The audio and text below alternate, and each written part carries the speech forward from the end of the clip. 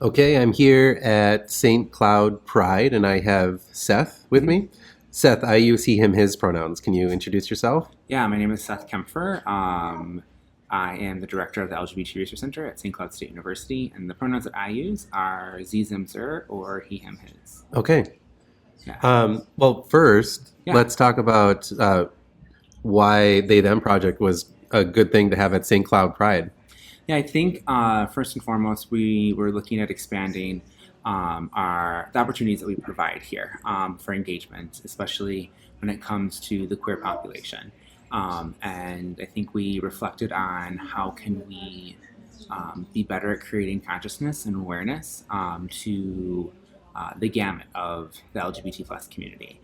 And so that was one of the reasons bringing in the They Them Project is because it touches base on individuals who may not use the gender binary pronouns as their pronouns, as well as helping people understand the intricacies and the experiences that the LGBT plus community has and how that relates to other people. I think another thing is we wanted for more people to feel seen and heard. And so by bringing in the They Them Project and allowing people to come in and view stories and view narratives, then they might see themselves and feel more comfortable. And then the third thing is we were connected to the They Them Project through one of our board members and wanted to build on that connection. And thought that this would be a great opportunity to bring in other people that are doing work around and with the LGBT plus community in the state of Minnesota. Okay, well, you're saying that you wanted to have people be seen, but I think something that oftentimes is confusing, for people that have not taken the time to understand gender is, okay, so it's LGBT, right? I mean, we're here at St. Cloud Pride. Correct. Like, aren't these people already being seen? No. Or doesn't everybody know about non-binary people that are trans? And I wish. But no, that's not the reality. When you look at Pride festivals across the nation and even our Pride community or the Pride Festival here, predominantly it is occupied by individuals who are cisgender and who identify within that gender binary, so male or female, masculine, feminine. And what was the question again? Sorry. well, I always ask my questions in a way that gets people to say, no, that's not right. Yeah. So basically, we're talking about the fact that even in the gay, lesbian, and not as much transgender, but bisexual community, it's not always understood, educated, accepted. Yeah. People who are gender nonconforming. Definitely. And there's a lot of gender nonconforming erasure or trans erasure that's out there. What is erasure? So erasure is a phrase that's commonly used, I think, in like social justice communities to kind of say that that people who are gender nonconforming, for example, if we're talking about like gender nonconforming erasure or trans erasure, is that there is smart, solid, strong work that's being done to push queer consciousness as well as queer rights out there, but those who are gender nonconforming, trans, kind of looking at the umbrella term, there's less place for their voice to be heard. Exactly. And then if that work is being done, it's usually taken by, or like the focus is on those who identify as gay or as lesbian or sometimes even bisexual as well. Okay, well then I guess there's two more things I want to talk about. Yeah. So tell me about what you do at St. Cloud University. It was university, right? Yep, St. Cloud State University. Tell me what you do there. So that's part of, so I'm the director of the LGBT Research Center at St. Cloud State, and we do a lot of work on sort of multiple levels. So we do a lot of education. So we do workshops and activities with classes. At St. Cloud State, we work with community members and go to community organizations and do trainings and workshops with them. So to create a broader consciousness of the LGBT plus community, some of the issues that the community faces, and just build that education. We also do a lot of connection opportunities. So this year we're starting affinity groups, and specifically one is for queer and trans people of color. Another one is for religious and spiritual. And so we want queer folk to better connect with one another. So we're building those opportunities in those programs. We also do a lot of leadership growth and building. So a lot of the people that are in my staff, we advise some of the student organizations and help them be queer leaders and be better leaders for the communities that they serve. And then we overall do a lot of awareness building. So you work at the university, Yep. but it sounds like you do stuff like most of what you just talked about is stuff that actually is through the community, like the broad community, Yes. not just at the school. Yeah, so while the center is housed at the university and we predominantly serve students, we are also kind of considered as a regional resource. So we branch out to St. Cloud as well as what's considered the St. Cloud metro area. Okay. So yeah. Well, I think that it's a good thing for people to understand why that's important. St. Cloud is not a tiny city. It's No. not a rural city. But it's not the biggest city, right? Right. So even in a city like this that has a pretty big population, is there another resource that people go to, or LGBT center, or? Not in particular, no. So we actually receive quite a few calls and emails throughout the week, every single week, from high schools, from different nonprofits, from families and parents asking for resources, as well as even peers asking for resources to provide to their friends. And so we do a lot of community work because that work has to be done, and there are no large queer organizations or community organizations here within central Minnesota. Well, And that's not to say that there aren't. There are some queer or some central Minnesota organizations that are even here currently at Pride, but we hit the large gamut of the LGBT plus experience. And I'm sure coming through the university, you have resources that can help with that. Correct. Yeah. Okay. Well, so you introduced yourself and you said that you use he, him, and z, zer. Correct. So I've interviewed people in the project that use different sets of pronouns, but I've interviewed one person that uses they, them, or you can call them by Z. Yeah. Their name is Zeem, so they think that Z is a good way for people to remember their pronouns. Yeah. But I've never interviewed someone who uses Z, Zim. Yeah. Sorry, Z, Zim, right? Yep. Z-Zims are. Yep. And I want to ask you about that, but I also want to say, so when I was interviewing Z, I said, so by Z, would you also go by Z, Zim? And they said, no, that I don't use those pronouns. Why do you use Z, Zim, and what does that represent to you? Yeah, so, and I spell it differently. So typically it's spelled like Z-I-E, Z-I-M. I use S-I-E and S-I-M. And that is in particular because so it's kind of a weird and complex narrative, but in my undergrad I studied German, and I myself have a strong German heritage. And in the German language, SIE stands for you plural or you formal. And I really like that. And there is no particular gender that is associated with SIE, so Z in German. And at the time that I just wasn't enjoying how masculinity was being represented overall and how I was in connection with masculinity. And so I thought, I'm not feeling comfortable using he, him right now.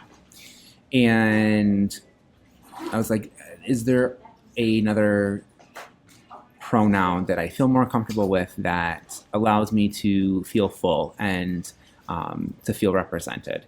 And I decided to take on Z-Zimzer and sort of mold what the kind of English language uses for Z-Zimzer, so the Z-I-E, and take in that German aspect and combine them both. the first question that I ask everybody in the interviews, and I Yeah. think I need to start to do that with the people that I'm interviewing here at Pride, is there ever a time you would be upset with someone if someone asked, sorry, is there ever a time that you would be upset if someone asked you what pronouns you use? Never. And I think that is really important to do that, to ask people, or if you aren't even sure, to kind of switch to using a gender inclusive, they, them, there. And something that I do and I ask my staff at my center to practice is always use they, them, there. And if you don't know, then ask. And the thing that person can do is tell you no, like I'm not going to share them, and then you just say okay, like thank you. Another thing that I do while interviewing is I ask the questions that some people might be thinking about while they're listening to this. Yeah. So you use ze, zim, there, but you did not say that you use they, them. Correct. So what does that mean? Why don't you use they, them pronouns? Like that's the easier one for people to understand, right?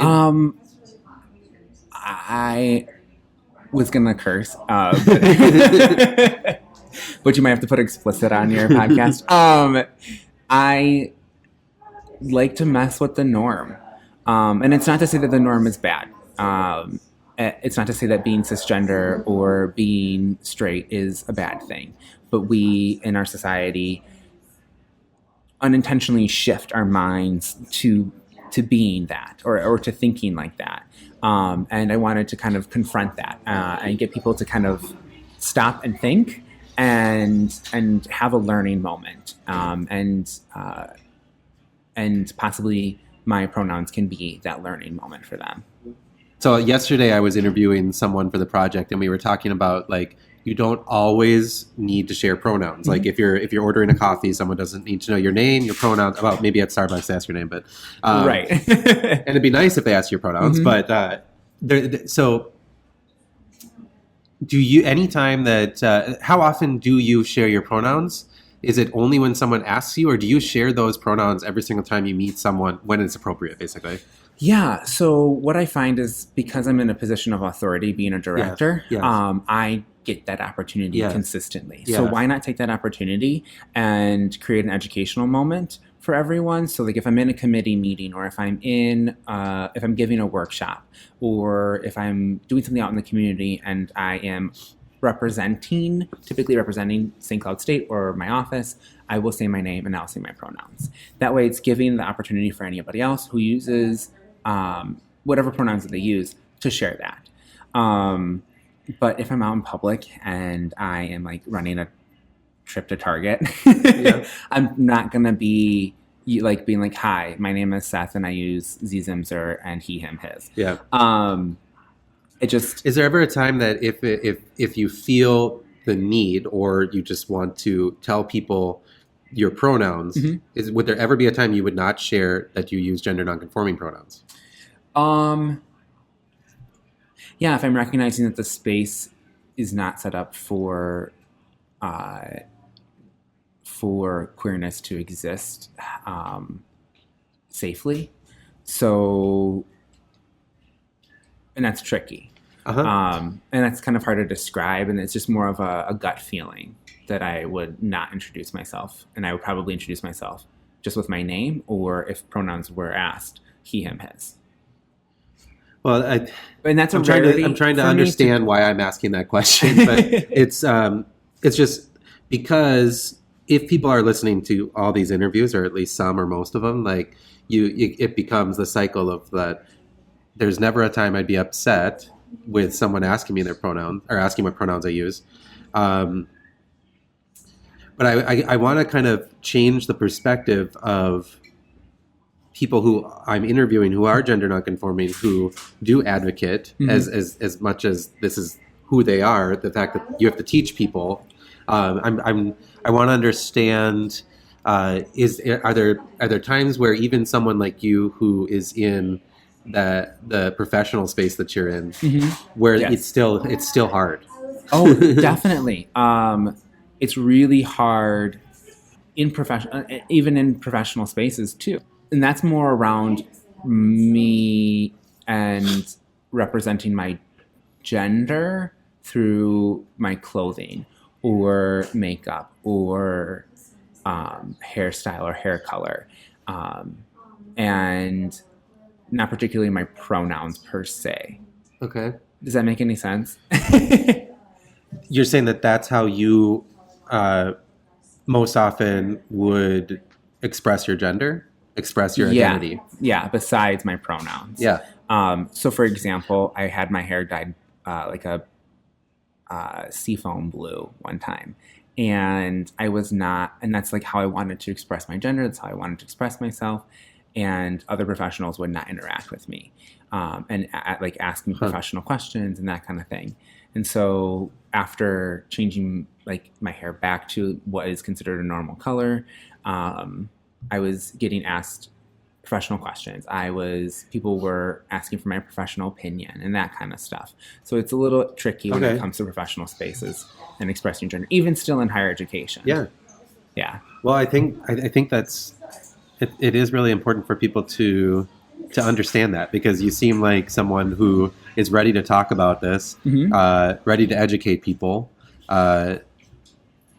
And I guess that's why I was asking the question, was that it's even in that position where it becomes easier to express and tell people how you identify, it still is hard. Oh, for sure. It's a very tricky space. And I feel like it's a day-to-day balance of, sometimes I'm looking at my calendar and I'm like, okay, how should I dress today? So that people are paying attention to the words that I'm saying.